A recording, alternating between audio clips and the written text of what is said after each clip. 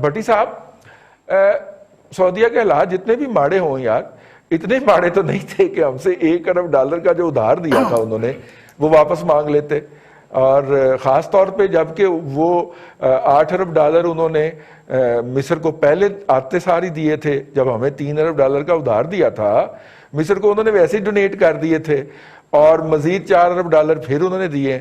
تو غیروں پہ کرم اپنوں پہ ستم، جانے وفا یہ ظلم نہ کر.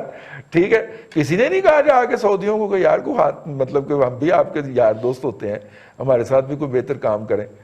تو کیا اینڈ ہوگا اس کا جی، اور کہاں پہ جا کے جو ہے وہ فائر فائٹنگ کا جو ریکوری کا عمل ہے وہ شروع ہونے کا امکان ہے؟ ممتاز بھٹی صاحب. دیکھیں رضوان صاحب، ایک تو یہ کہ جو سعودی عرب کے اندرونی حالات ہیں اور جو وہاں پہ ایشوز چل رہے ہیں ان کو اگر ہم ایک طرف رکھیں اور صرف پاکستان سعودی عرب کے تعلقات کے اوپر بات کریں تو دیکھیں سمبولیکلی میں نے اس پروگرام میں بھی کہا تھا، اب ہمارے جو ہونہار پروڈیوسر صاحب ہیں وہ کلپ نہیں نکال سکے. میں نے کئی ماہ پہلے یہ بات کہی تھی کہ سد موری ہے، کئی ہفتے پہلے یہ بات کہی تھی یہ پیسے مانگے جانے سے کہ بہت زیادہ سد موری ہے سعودی عرب اور پاکستان کے تعلقات کے اندر. آپ اس کا اندازہ اس بات سے لگا لیں کہ شاہ سلمان جب بیمار ہوئے تو چیف آف آرمی اسٹاف نے کال کی، خیریت دریافت کی، اور بھی دنیا کے کئی بڑے رہنماؤں نے ان کو کال کی اور ان کی عیادت کی جب وہ صحتیاب ہوئے، ہاسپٹل سے ڈسچارج ہوئے. لیکن پرائم منسٹر عمران خان کی کال جو ہے وہ نہیں گئی. اچھا، اس سے پہلے جو ایشوز چل رہے تھے ان کے حوالے سے بھی جو گورنمنٹ تھی وہ اپنی پوزیشن جو ہے واضح نہیں. اچانک دیکھیں ڈپلومیسی کے اندر اگر کسی ملک نے اپنے سفارتکاری یا پالیسی کے اندر کوئی تبدیلی بھی لانی ہو تو چوراہوں میں اور سڑکوں کے اوپر اور ٹی وی چینلوں کے اوپر نہیں ڈسکس کی جاتی ہوتی. پہلے اس کے اندر ان ہاؤس ڈیبیٹ ہوتی ہے، گورنمنٹ کے حلقوں کے اندر ایگزیکٹو کی ہوتی ہے، پھر پارلیمنٹ کے اندر لے جایا جاتا ہے، پھر جو اور پارلیمنٹ میں لے جانے سے پہلے متعلقہ جو کوارٹرز ہوتے ہیں ان کے ساتھ ایک کمپریہنسو اس کے اوپر ڈسکشن کی جاتی ہے، اور تب جا کے پارلیمنٹ کے اندر اس کے اوپر ڈیبیٹ، پارلیمنٹری ڈیبیٹ کے بعد پبلک ڈیبیٹ اس کے اوپر شروع ہوتی ہے. اب یہاں پہ چونکہ بابا آدم نرالا ہے اور شاہ محمود قریشی صاحب جو ہے وزیر خارجہ ہیں اس ملک کے، انہوں نے اس ڈیبیٹ کو شروع ہی جو ہے ٹی وی چینل سے کیا ہے. دیکھیں ملک اپنی پالیسیاں تبدیل کرتے رہتے ہیں اور اس میں آپ کے سامنے مثالیں ہیں کہ ایران اور انڈیا کے بہت اچھے تعلقات تھے اور اب ان کی ڈپلومیٹک جو بائیلیٹرل ریلیشن تھے ان کے اندر تبدیلی آئی ہے. اگر تو کوئی تبدیلی ناگزیر تھی تو پراپر پروسیجر اڈاپٹ کیا جانا چاہیے تھا، جو کہ نہیں کیا گیا، اور ایک آپ کہہ لیں کہ تھپڑ رسید کر دیا گیا ٹی وی چینل کے اوپر بیٹھ کر اتنا بڑا، جس کے کسی صورت جو ہے یہ دونوں ممالک کا صرف حکومتی لیول کے اوپر کوئی معاملہ نہیں ہوتا، دونوں کے عوام کے درمیان رشتے ہیں، پاکستان کے عوام کی ایک جذباتی وابستگی ہے. گو کہ ہمارے ہاں یہ ڈیبیٹ اکثر رہی ہے سعودی حکومت کا جو کشمیر کے حوالے سے. آپ دیکھیں اگر آپ سوشل میڈیا اٹھائیں، ایک پارٹی پی ٹی آئی کے سپورٹر جو ہے وہ زبان اور وہ الفاظ استعمال کر رہے ہیں، ایون کہ نہ صرف سعودی عرب کے خلاف پورے عربوں کو گھیرنا. یار کوئی باتیں کرنے والی کیا بات کر رہے ہیں آپ اور کس طرح کی باتیں کر رہے ہیں آپ؟ ٹھیک ہے، یہ اس کے اوپر بین ہونا چاہیے، ان کو پکڑے جانا چاہیے. یار یہ اس ملک کے ادارے سوئے ہوئے ہیں یا ان کو اس ملک کی پرواہ نہیں ہے کہ ایسے پاگل جو لوگ ہیں جو بھٹی صاحب یہ تو کوئی ایران کا ایجنڈا ہے نا جو عربوں کو گالیاں دیتے ہیں. ہمارا تو عربوں کے ساتھ وہ مسئلہ نہیں ہے نا جو ایرانیوں کا ہے، تو ہو سکتا ہے کہ ایران سے انسپائرڈ عناصر یہ حرکتیں کر رہے ہوں. رضوان رضی صاحب ایسی کوئی بات نہیں ہے. ایران کے اندر بھی سوشل میڈیا کے اوپر آپ کو اس طرح کی گفتگو نہیں ملے گی جو آج پاکستان کے اور وہ ہینڈل کر رہے ہیں اور وہ آئی ڈیز کر رہی ہیں جو سامنے موجود ہیں کہ فلاں فلاں ان کے عہدیدار ہیں اور فلاں فلاں ان کے کارکن ہیں. تو یہ بالکل ایک بے لگام کام ہوا ہے. دیکھیں اگر آپ نے کوئی پالیسی ری شفل کرنی ہے تو بڑے شوق سے کریں، اس کے لیے پراپر پروسیجر اپنائیں، لیکن یہ جو گالیاں دینے والا سلسلہ ہے یہ تو ناقابل قبول ہے. اس طرح کی کون دیکھیں نا، آپ اس سرزمین کے بارے میں کچھ کہیں آپ کا منہ نہ توڑ دیا جائے. آپ کسی کی طرز حکمرانی کے اوپر، ان کی گورنمنٹ کی پالیسی کے اوپر کوئی بھی اس کا ناقد ہو سکتا ہے. ہم بھی بعض اوقات کرتے رہے ہیں मतलब इंडिया के हवाले से यूएई की पॉलिसी के ऊपर हमने तनकीद की, कश्मीर के, लेकिन यार ये किसने आपको, मैं तो हैरान हूँ कि इदारे कंप्रोमाइज क्यों हैं इसके ऊपर, और इस तरह की लैंग्वेज जो है उसको कैसे बर्दाश्त किया जा रहा है, और वो भी इजाज़ मुक़द्दस के हवाले से पाकिस्तान के अंदर ये खूनरेज़ी करवाना चाहते हैं इस तरह की जो लोग गुफ्तगू कर रहे हैं। और गवर्नमेंट को देखें, एक तो वज़ीर ख़ारजा ने स्टेटमेंट दे दी, उसके ऊपर अभी तक कोई क्लैरिफिकेशन नहीं आई, इवन कि ये भी नहीं आया कि हमको पॉलिसी रीशफल कर रहे हैं, ये भी नहीं कहा गया, और उसकी तरदीद भी नहीं आई। चले देखिए रिजवान साहब, इस वक्त जो हालात है ना पाकिस्तान के, आप इंटरनल जो है रसाकशी शुरू करवा रहे हैं, और ये पाकिस्तान के मफाद में नहीं है। इसके अंदर कुछ लोगों को, कुछ इदारों को रोल प्ले करने की जरूरत है। इमरान खान पाकिस्तान से बड़ा नहीं है, इमरान खान और नवाज शरीफ हो, कोई शख्सियत पाकिस्तान से बड़ी नहीं है। और अगर फिर हमारा मजहब और हमारे जो उस सरजमीन के हवाले से जज्बात हैं उनको मजरूह करने की ये जो लोग जसारत कर रहे हैं, ये तो इसके पाकिस्तान इसका मुतम्मल नहीं हो सकता। शटअप कॉल जानी चाहिए, और सोशल मीडिया के ऊपर इसकी बाकायदा स्क्रीनिंग होनी चाहिए कि कौन लोग ये कर रहे हैं। ठीक है। अपना शाह साहब, सैयद साबर शाह साहब, वो शायर ने कहा था ना कि वक्त करता है परवरिश बरसों, हादसा एकदम नहीं होता। हमारे प्राइम मिनिस्टर को जब जहाज से उतारा गया था और जहाज अपना वापस बुला लिया था उन्होंने, खाली फनी खराबी का कह के, तो हमें तो उस वक्त ही इसके ऊपर अपनी सफारती चैनल्स को एक्टिवेट कर देना चाहिए था कि यार जान दो भाईन, तुसी साडे भाई हुंदे हो, दसो की मसला है। लेकिन हमने 1 साल तक उस पर कुछ किया ही नहीं है। हमें कोई एक्टिविटी नजर नहीं आती कि पाकिस्तान के वजीर खारजा जो हैं वो सऊदी अरब के दौरे पे जा रहे हैं या उनका कोई बंदा आ रहा है। बिल्कुल एक सर्दमहरी रही, और उसके बाद हमें ये झटका लगा कि उन्होंने अपने पैसे भी वापस मांग लिए हैं और तेल की सहूलत खत्म करने का भी ऐलान कर दिया है। आई मीन ये तो नाहली की एक दलील है शाह साहब। रजी साहब, बात यह है कि लावा कई सालों से पक रहा था। अगर कोई पाकिस्तानी वजीर इस तरह का बयान दे दे जो शाह महमूद कुरैशी ने दिया है, और वो भी सऊदी अरब के खिलाफ, तो आप समझिए कि ताल्लुकात तकरीबन मुनक़ता हो चुके हैं, तकरीबन। वरना हमारे में तो जुर्रत ही नहीं हम सऊदी अरब के खिलाफ बयान दे दें। हमारे तो मिलिट्री रूलर्स हों या सिविलियन रूलर्स हों, इनको ज़ाती तौर पर भी बहुत फ़ायदे सऊदी अरब ने दिए हैं। मैं ज़रा पीछे जाना चाहता हूँ 1947 से 1970 तक, जब सऊदी अरब के पास कुछ भी नहीं था। हमारा आना जाना तो था, हमारे वहाँ मुकद्दस मुकामात हैं, हम हज और उम्रा करने जाते हैं। तो ये वो वक्त है जब 65 और 71 की जंग इंडिया के साथ हुई, तो ना सिर्फ ये कि सऊदी अरब ने हमें सपोर्ट किया, बल्कि कश्मीर इशू के ऊपर भी आवाज़ उठाई। उसके खिलाफ भी सऊदी अरब ने आवाज़ उठाई। अब ये 1971-72 का वो टाइम है जब सऊदी अरब को तेल मिल गया और हमें भुट्टो मिल गया। वो तरक्की करते गए, हमारा बेड़ा गर्क होता गया। उसके बाद आपको याद होगा कि सन 74 में यहाँ पे समिट हुआ था, इस्लामिक समिट लाहौर में। शाह फैसल की बड़ी पजीराई की गई, सऊदी अरब एकदम हमारे लिए इम्पोर्टेंट हो गया। शाह फैसल का कत्ल हो गया अपने एक भतीजे के हाथों। हमने वहाँ सिक्योरिटी फोर्सेस भेजी जो कि मैंने बहुत फौजियों से सुना है जो कि शाही खानदान की भी प्रोटेक्शन करती रही। और 1979 में जब मस्जिदुल हराम वगैरह पर कुछ शर पसंदों और दहशत गर्दों ने कब्जा किया, तो हमारी फोर्सेस ने बहुत अहम किरदार अदा किया उनके खात्मे में। अगरचे कुछ फ्रेंच फोर्सेस भी शामिल थे, लेकिन हमारा कलीदी किरदार था, हम पहले पहुंचे। उसके बाद से सऊदी अरब ने और उसके हुक्मरानों ने हमारी सिक्योरिटी पे बहुत ज़्यादा रिलाई करना शुरू किया। गालिबन ये रिलायंस आज तक जारी है। अब मसला ये है रजी साहब कि अब इमरान खान की गवर्नमेंट जब आई है, मैं सीधा ही आगे आ जाता हूँ। एक पड्डा हमारा उस वक्त भी हुआ था जब मिर्जा असलम बेग ने इराक की सपोर्ट की थी और नवाज शरीफ जो है वो सऊदी अरब के साथ थे। बहरहाल वो मामला थोड़ा सा थमा। 1998 में हमने न्यूक्लियर धमाके किए तो नवाज शरीफ साहब ने फिर सपोर्ट किया, फिर इतला दी सबसे पहले सऊदी अरेबिया को। सऊदी अरब में सियासी पनाह भी हासिल की। जनरल मुशर्रफ को उन्होंने 1 अरब रुपया भी दिया ज़ाती हैसियत में। हमें जब भी ज़रूरत पड़ी वो काम आते रहे।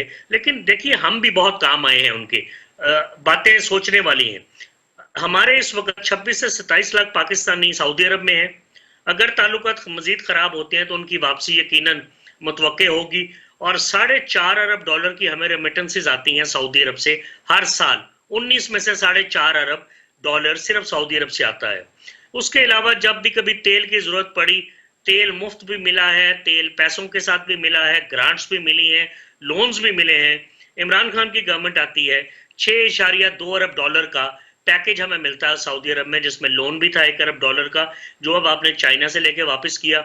इसमें ग्रांट भी थी, इसमें तेल भी था, इसमें कई चीजें थी। मोहम्मद बिन सलमान पाकिस्तान आए, इमरान खान कई दफा सऊदी अरब गए, करंट अकाउंट डिफिसिट का जो खतरा था और जो तलवार थी हमारे सर पे, वो हम उससे बच निकलने में कामयाब हुए। IMF ने तो 6 अरब डॉलर का जो कर्जा, आपको याद होगा कि मई 2019 में दिया था। सो अगर सऊदी अरब इस वक्त साथ ना आता तो we would have been a failed state economically Imran Khan के आते ही। खैर, ये ताल्लुकात सब इज्जत की बुनियाद पर होते हैं, पैसे बाद में आते हैं। सऊदी अरब का जो रवैया है वो हुक्मराना है। अगर OIC मीटिंग कॉल करने का कहा गया था तो सिर्फ इस बुनियाद पर नहीं कॉल की कि उनके इंडिया के साथ अच्छे रिलेशनशिप है, या OIC जो कि 57 मुल्कों की नुमाइंदा तंजीम है, उसकी सपोर्ट ही सऊदी अरब करता है फाइनेंशियली। मेरा ख्याल है उनको भी ये देखना चाहिए था, उसकी मीटिंग कॉल करते। इंडिया ऑब्जर्वर है OIC के अंदर, आपको शायद मालूम होगा, इंडिया बाकायदा ऑब्जर्वर है। इंडिया वहां बैठता, हम वहां बात करते, मसले को उजागर करते। हमें ये सपोर्ट की बहुत ज्यादा जरूरत थी कश्मीरियों के लिए। मेरे ख्याल है बहुत अहम मौके पे सऊदी अरब की तरफ से मैं समझता हूँ पहल हुई, नहीं होनी चाहिए थी। जहां तक हमारी फोर्सेस और हमारे हुक्मरानों का ताल्लुक है, मैंने आपको पहले बताया कि आर्मी चीफ हो या वज़ीर आज़म हो, वो ज़ाती हैसियत में भी सऊदी अरब की तरफ देखते रहे। बिल्कुल सही है, और ज़ाती हैसियत भी देखते रहे हैं। लेकिन अपना चाचू, पिछले दिनों एक अजीबोगरीब डेवलपमेंट हुई है। UAE ने अपनी फौजें जो थी वो यमन के मामले से विड्रॉ की और बैकआउट कर गया, और उसने ईरान के साथ अपना एग्रीमेंट बहाल कर लिया, क्योंकि ईरान से जो तेल है जो इलीगल मार्केट में बिकता है, और ईरान के जो बाकी सारे मामलात हैं जो कि UAE के ज़रिए तय पाते हैं, उनकी मालियत 20 अरब डॉलर की है। तो दुबई ने कहा मेरा बेड़ा गर्क हो गया कोरोना की वजह से, मैं तो वो 20 अरब डॉलर वापस अपना रिवाइव करूं। और इसी तरह UAE ने जाके पंगा ले लिया लीबिया के अंदर तुर्की के खिलाफ, जबकि सऊदी अरब जो है वो फंसा हुआ है यमन के अंदर, और वो वहां से भागना चाह रहा है लेकिन नहीं भाग पा रहा। अब इस सूरत में ये जो फॉल्ट लाइन थी, UAE ग्वादर का सबसे बड़ा मुखालफ, सऊदी अरब ग्वादर में हमारा सपोर्टर, ये जो फॉल्ट लाइन पर क्रिएट हुई थी, हम इसका जाके फायदा उठा लेते बजाय इसके किसी आप लड़ाई करके बह गए। वैसे ऐसी थे सुलह नहीं करान गए ऐसे सऊदी अरब और ईरान के दरमियान? नहीं, मेरा ख्याल है कुछ चीज़ें वसीतर तनाज़ुर में भी आपको देखनी चाहिए। जब चीन ने पाकिस्तान के साथ CPEC शुरू किया तो उसके बाद इंडिया को बहुत सख्त तकलीफ हुई थी, आपको पता है, CPEC के हवाले से। अमेरिका को भी, इंडिया को भी थी, अमेरिका को तो थी ना। इंडिया को हालांकि उन्होंने ऑफर भी किया था कि आप भी इसके अंदर शामिल हो जाए, चाइना ने। अब उसके बाद आ गया बीच में ईरान। ईरान ने इंडिया को माइनस कर दिया है और अपने ताल्लुकात बना लिए हैं चीन के साथ। पाकिस्तान उससे पहले ही ईरान के साथ अब इस हवाले से कुछ सॉफ्ट कॉर्नर भी आया हुआ था। अब CPEC के हवाले से पाकिस्तान का किरदार, जब चाइना का वो एक रूट आ रहा है और वो उसमें बीच में ईरान भी शामिल हो जाएगा। चाबहार कोई ज़्यादा दूर नहीं है आपके ग्वादर से, वो जस्ट अक्रॉस दी बॉर्डर ही है। तो ये एक वसी रूट बन रहा है, चाबहार से भी वो CPEC मुंसलिक हो जाएगा आपका। आप ईरान के साथ अपने ताल्लुकात ख़राब अब नहीं रख सकते अगर आपने CPEC के साथ चलना है। सऊदीया की एक प्रॉब्लम ये है कि उनको जो यमन से मसला है, वो ये कहते हैं कि जो हौसी बागी हैं। नहीं, तो ईरान के साथ ताल्लुकात जो है वो हमारे अच्छे रहे हैं, और ईरान के साथ ताल्लुकात नहीं अब बढ़ रहे हैं, उस तरह नहीं है ना। अब सऊदियों ने जो असल बात शाह साहब ने कही है वो बड़ी अहम है कि सऊदीज ने हमारा कश्मीर पे साथ नहीं दिया। OIC मतलब है, वैसे हमने क्या किया? अपने घर की है।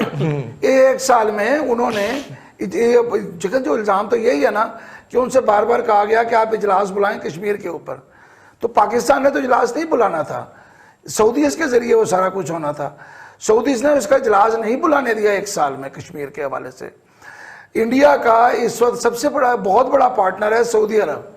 सऊदी अरब का तेल भी वो खरीदते हैं और सऊदी अरब से अपना ईरान, अपने इंडिया से चीज़ें भी बहुत ज़्यादा, सऊदी पार्टनरशिप बहुत बड़ी है।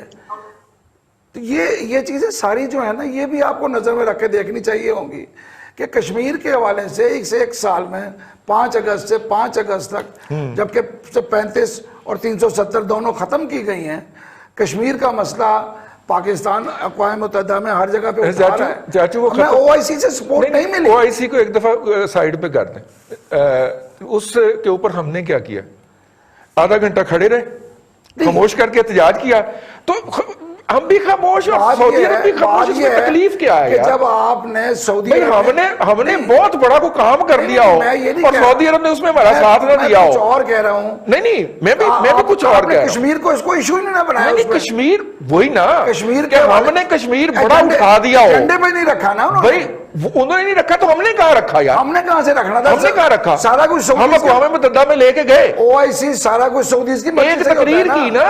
او آئی سی کس کا بچہ ہے یار ہم بھی چپ کر گئے، سعودی عرب ہمارے ساتھ چپ کر گئے، چپ والی کون سی بات ہے؟ یہ تو سب کہہ رہے ہیں کہ سعودیہ کو بار بار کہا کہ کشمیر پہ ہمارا ساتھ دو، اچھا او آئی سی کا اجلاس بلاؤ، OIC 56 ممالک کا جو تنظیم ہے ٹھیک ہے، وہ تو پاکستان کے لیے ساتھ کھڑی ہو نا۔ ٹھیک ہے، بالکل اگر ٹھیک ہے، آپ بیسک مسلمان آپ کی ہاتھ کو نہیں کھڑے ہوتے تو باقی دنیا آپ کے ساتھ کیوں کھڑی ہوگی؟ بٹی صاحب یہ چیز دیکھیں نا، او آئی سی وہ ادارہ تھا جو ہماری جیب کی گھڑی ہوتا تھا۔ ہمارے راجہ صاحب جو ہیں ظفر الحق صاحب، وہ او آئی سی کے سیکرٹری جنرل رہے ہوئے ہیں یار، لیکن مشرف صاحب کی جب اس ملک کے اوپر تباہی نازل ہوئی ہے، ان کا مارشل لا آیا ہے اور انہوں نے جنرل اسد درانی کو سعودی عرب میں سفیر بنا کے بھیجا ہے، تو انہوں نے چن کے وہاں پہ جو پاکستانی اسٹیبلش تھے ان کو ڈیپورٹ کروایا تھا سعودی عرب سے، اگر آپ کو یاد ہو۔ اور او آئی سی میں جتنے عہدے پاکستان کے پاس تھے وہ خالی کروا دیے گئے تھے کیونکہ وہ نون لیگ کے تھے، ٹھیک ہے؟ چلیے آپ کو ان پہ اعتراض تھا، آپ ان کی جگہ کو ریٹائرڈ جرنیل ہی بھیج دیتے، نہیں بھیجا۔ اب وہ ہماری او آئی سی کے پورے سیٹ اپ میں کوئی نمائندگی نہیں ہے، ٹھیک ہو گیا۔ ایسی صورت میں نہ ہمارا وزیر خارجہ وہاں کے ورکنگ گروپ کو کال کرتا ہے اس کے ممبر کو، نہ ہم ورکنگ گروپ کی میٹنگ میں وقت پہ پہنچنے ہیں۔ ورکنگ گروپ کی 3 روزہ میٹنگ ہوتی ہے، ہم دوسرے دن شام کو وہاں پہ پہنچتے مرتے ہیں ہمارا وزیر خارجہ، اور پھر کہتے ہیں ایجنڈے میں ہمارا جو ہے وہ نام نہیں آیا۔ یار ہم سے زیادہ بیوقوف کون ہو سکتا ہے؟ صاحب آپ کو یاد ہوگا ملیشیا میں ایک سمٹ ہوا تھا جی، جس کے اندر ترکی پہنچ گیا تھا، ملیشیا بھی پہنچ گیا تھا اور 2-3 اور ملک بھی پہنچ گئے تھے جی، اور ہمارے کہنے پہ ہوا تھا، ہمارے کہنے پہ ہوا تھا اور ہم نہیں پہنچے تھے۔ آپ نے بات کی جیب کی، تو جیب تو ہماری بھارت کاٹ کر لے گیا، تو اس میں سے او آئی سی کا جو سارا کچھ تھا وہ تو وہ لے گیا۔ مثلا مجھے بتائیے کہ میں تو حیران اس بات پہ ہوں کہ وہ جو ہے اس کی تنظیم ہے اسلامی ممالک کی، اور اس کا آبزرور جو ہے وہ ایک ہندو ملک کو آپ نے بنا دیا، وہ بھی ہماری نالائکی ہے کہیں نہ کہیں سے۔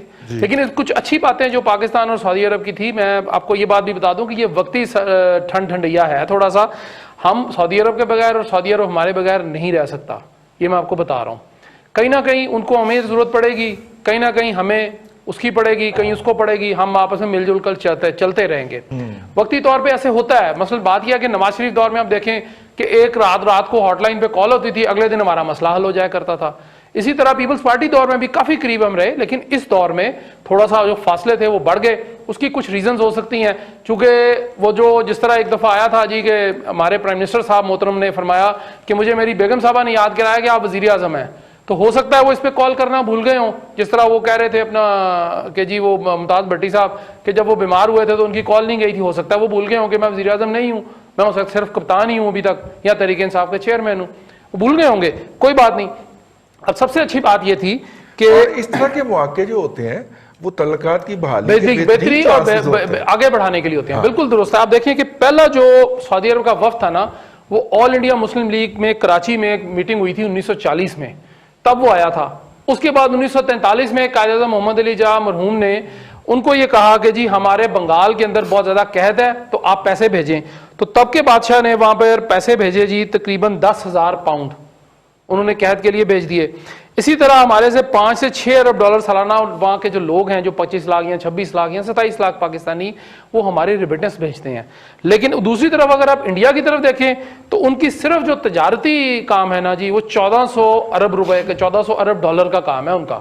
سر جی وہ ہمارے سے وہ 400 ارب ڈالر کا سامان لیتے ہیں، اس میں بھی چند ایک ہیں، وہ بھی 400 ارب نہیں 400 ملین کا، سوری 400 ملین کا سامان ہے، ان سے وہ 1340 کا لے رہے ہیں سامان جو ہے، تقریباً 1.25 ارب ڈالر سے زیادہ کا لے رہے ہیں۔ جی ہم کدھر کھڑے ہیں. دوسری بات کہ بٹ وزیر صاحب لیکن آپ یہ دیکھیں کہ انڈیا نے ان کے ساتھ جو نیگوشیٹ کیا تھا ڈیل، وہ یہ ڈیل نیگوشیٹ کی تھی کہ ہم آپ کا آئل خریدیں گے اور آپ ہمارے لوگوں کو یہاں پہ ملازمت دیں. ٹھیک ہے نا.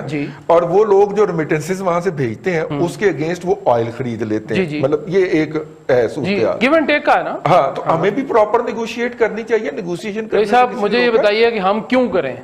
پہلی بات تو یہ ہے کہ ہمارے دماغ میں خناس ہے جی کہ اسلامی برادر ملک ہے، وہ آٹومیٹکلی جب ہم اللہ اکبر وہ کہے گا تو ہم بھی اللہ اکبر کہہ دیں گے. اللہ اکبر کہہ گے لیکن کر لیں گے. وہ اللہ اکبر انہوں نے جو کہا تو اس کے پیچھے جو ہے نا نمازی جب نیت کرتے ہیں نا تو ہم نہیں تھے اس میں.